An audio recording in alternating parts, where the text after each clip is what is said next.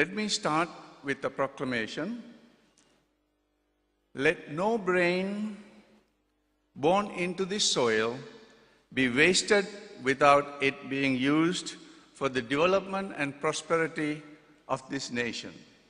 To repeat, let no brain born into this soil be wasted without it being used for the development and prosperity of this nation.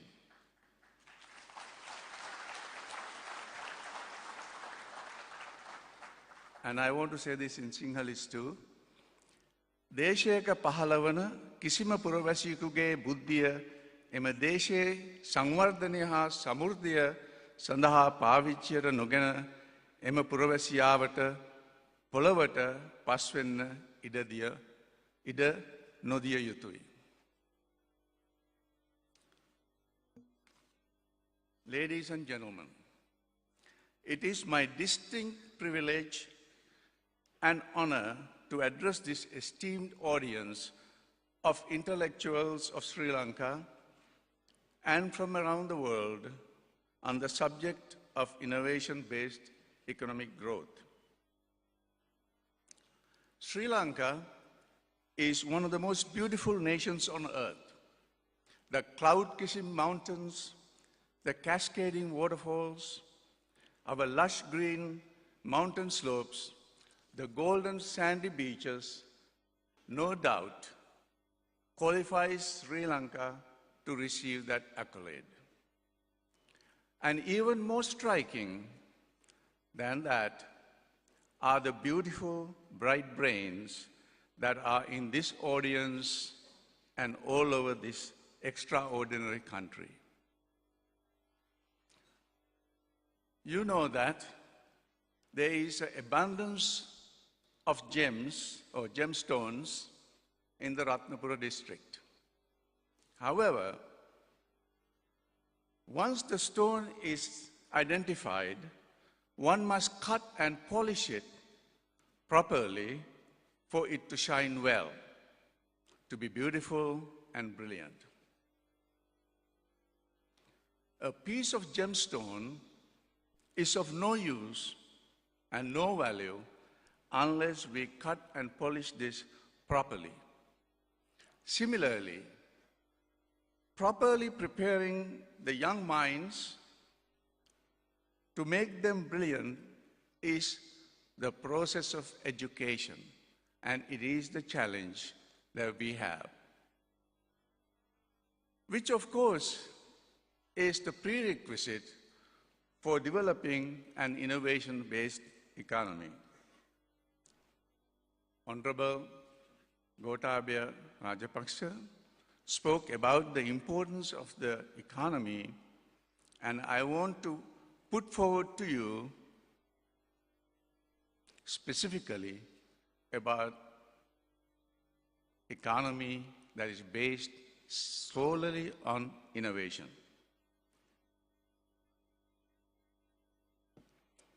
So I want to share with you my thoughts on few essential factors and or ingredients about this very important current topic. And I will present them in the ascending order. There are many factors, but these are the 4 factors that I feel are very important. 1, we need an innovation infrastructure. We need funding. We need to establish incubators scattered all around this country. We need to bring people of similar mindset together to be synergistic in schools, in temples, in various public and private venues, a place to gather, exchange ideas, and we must promote and indoctrinate our young people to encourage each other. Not work alone, but work together. Develop a support system for each other. And that takes me to my second important criteria, teamwork. We must develop the concept of teamwork. Honestly, I feel this aspect is somewhat weak in Sri Lanka. If we look at successful sports teams, we see that they are able to win because of teamwork. You know, we cannot win cricket only because of Sangakkara. We have to provide him with a good team. Unfortunately, the current education system, in my opinion, discourages teamwork. The workforce cannot learn teamwork after they finish their tertiary education in the university, but must learn teamwork from the kindergarten. Competitive exams like advanced level, unfortunately, have completely eliminated the concept of teamwork. Teamwork is essential. No person with an innovative idea, including myself, can research, develop, perform market studies, prototype, manufacture, or sell the product without a team. Therefore, building the culture of sharing the gains among team members is an essential criterion for an innovation-based economy. Teamwork.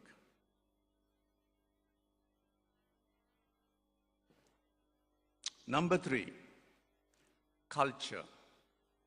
This is an even a more important aspect of an innovation-based economy, the culture of innovation. As a nation, we must develop a culture that appreciates innovation, entrepreneurship, risk-taking, rather than a steady job in the government sector. So let me give you a very good example. If you look at marriage proposals in the newspaper, you can see how much we emphasize on a steady government job, because all the parents are looking for a groom who is a doctor or an engineer, not somebody who dropped out of school with a C grade and built Apple computer.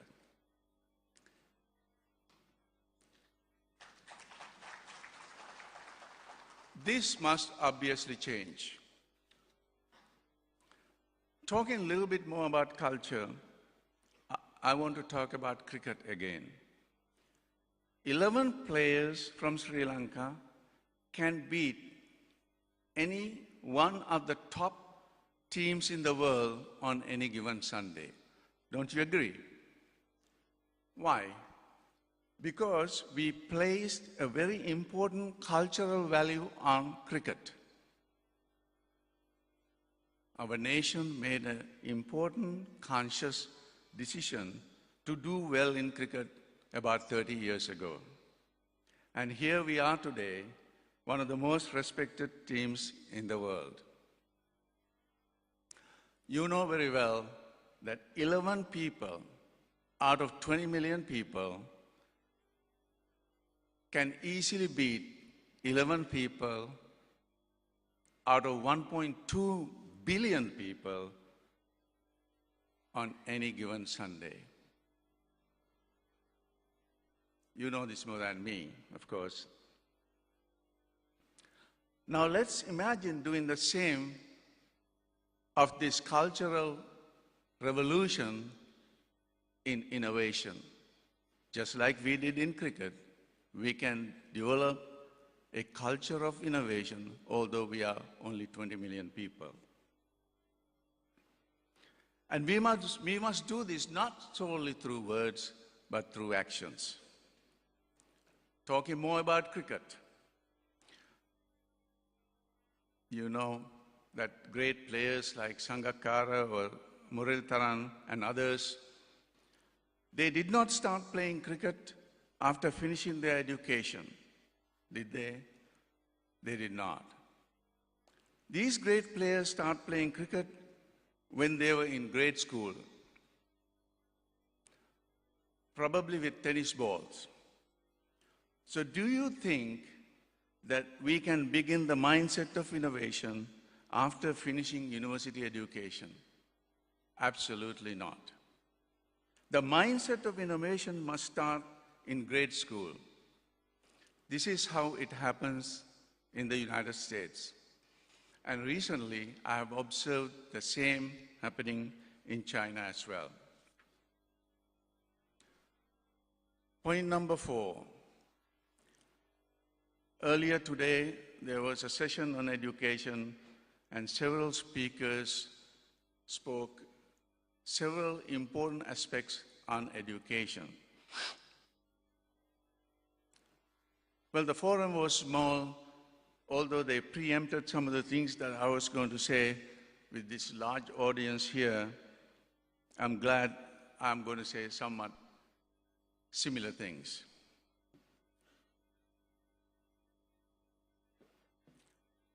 Education is the most important criteria for developing an innovation-based economy. We undoubtedly have excellent students, as well as schools and universities of very high standards. Our students have done very well in other countries. In Europe, in America, in Asia, in Japan, and many other countries, our students have excelled and become very highly qualified professionals. So there is no doubt how smart we are, how good we are in getting an education. There is no doubt. The question is, however, are we providing the type of education that will breed innovators? What would that education system be? Here is what I have seen and observed in the United States, and I'm now seeing similar things happening in China as well. In the United States, education is very broad-based. And I haven't seen that in Europe, and I haven't seen that in India, and I have not seen that even in China, although they are changing slowly.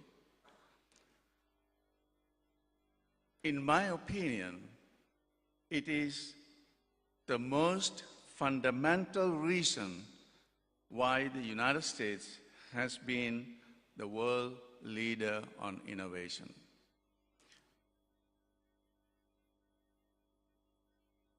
I'm not saying this to highlight anything about the United States, but if you really think hard, think of any technology that you use today and ask yourself, where did it originate?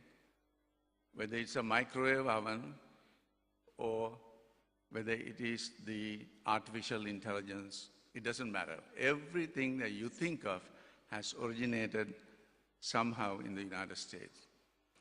So my research and my observations have shown this is based mostly on the broad-based education.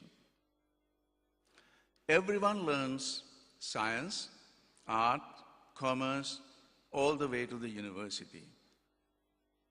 We do not divide the students into arts and science and commerce at the 8th, 9th, or 10th grade. Students learn sciences, arts, all the way into the university. Students who enter medical school come from backgrounds like music, comes from backgrounds like business, comes from backgrounds like economics, not solely doing biology, zoology, or organic chemistry. Emphasis is students learn basics of science and the fundamentals of science more than theory.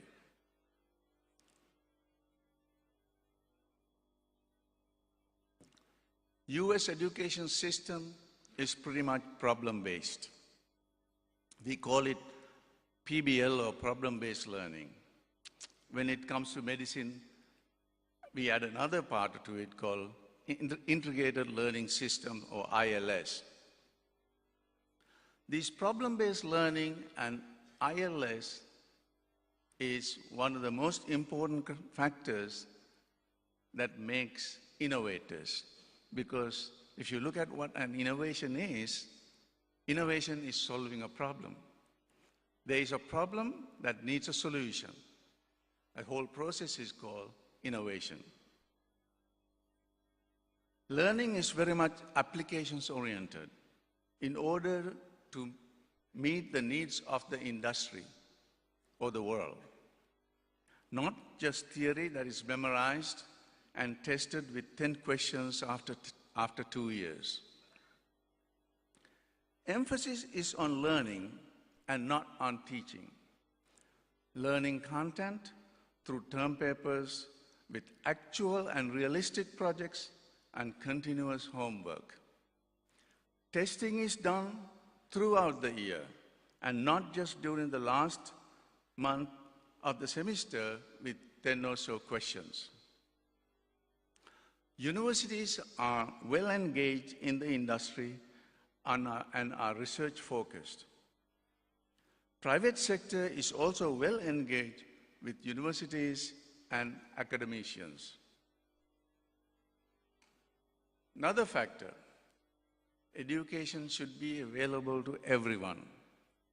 We cannot, and I repeat, we cannot leave anyone behind,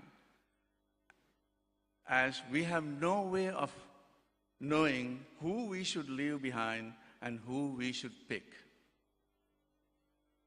In order to develop an innovation-based economy, we must rethink on our process of selection. Examinations should not be for selection or elimination.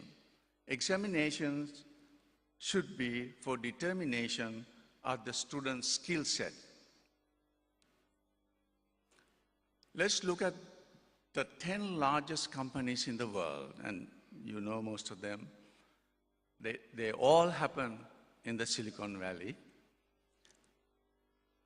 And they were mostly started, and I'm almost going to say all, they mostly were started by school dropouts. These 10 companies are worth more than $4 trillion.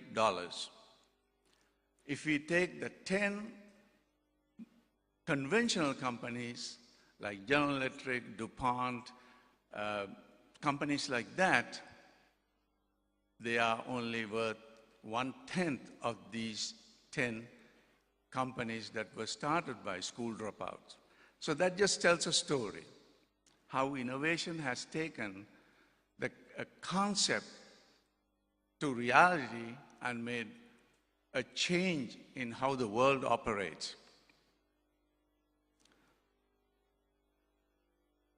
So about learning, in my own experience as a student, myself, and a teacher, here is something that I think is very useful. Students should learn to learn the material, because I know that what I learned when I was in GCO level is not the same thing that students who are in the 10th grade learns today. It's different. So why learn it? What we need to learn is to learn, because the material changes, science changes. If we know how to learn, then we can learn any day later on in our life. I remember when my son went to university and I was looking at his problems, I didn't understand anything what he's learning, because the material has changed. So in that my experience, I know what is important is learning to learn. So this morning in the forums, there were a lot of discussions about this, and so many ideas were brought out by providing the material over the web, over the internet.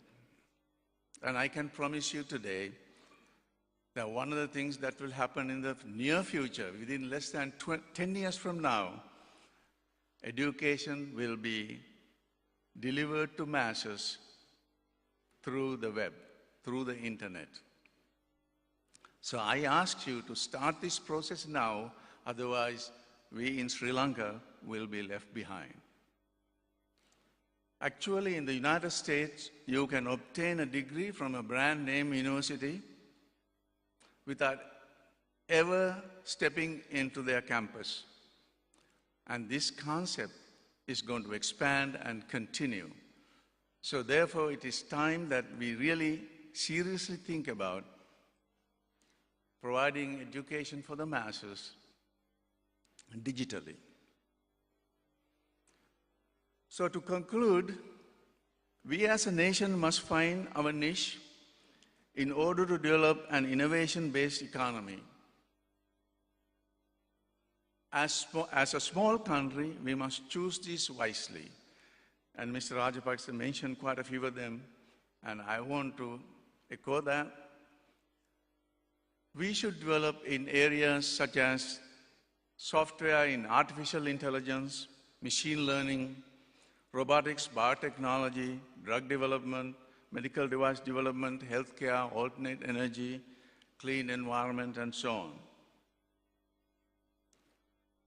But how do we do this? We do this by branding. If I am in an elevator 20 years ago, somebody would ask me, say, oh, you must be a doctor. Not anymore.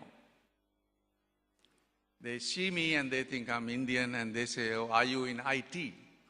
Because in India, they branded themselves as the Mecca of software. They are in software development.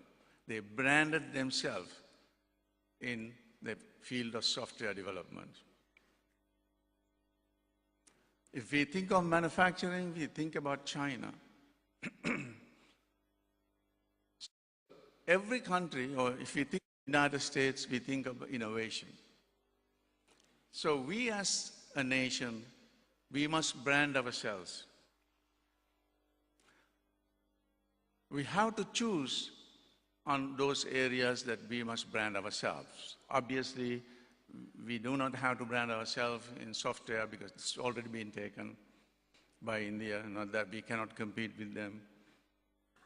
Because we have an intellectual nation, we have an intelligent, intellectual population, we have a great potential to develop a new economy based on innovation in selected fields.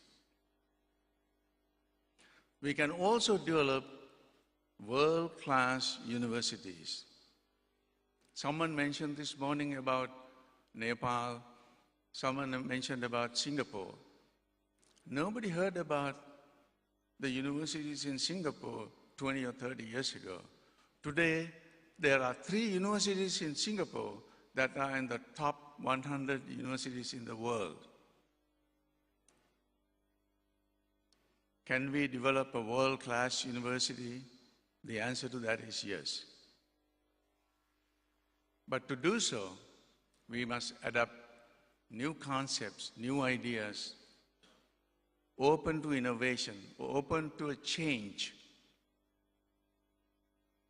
We can make Sri Lanka the technology hub of Asia. One of the areas is we can provide education for South Asia or in Asia in general. We can provide education in medicine, in engineering, sciences, business by developing world-class universities.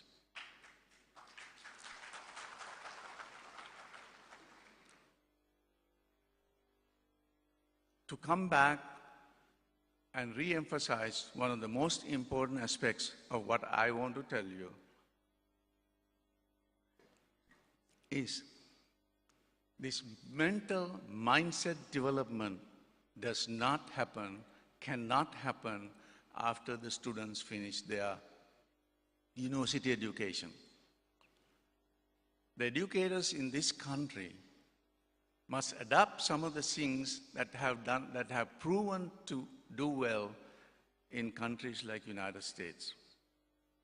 That is to make this happen in the grade school, in the kindergarten, in the second grade, and so on. I am in the board of directors of Texas Medical Center Innovation Center called TMCX.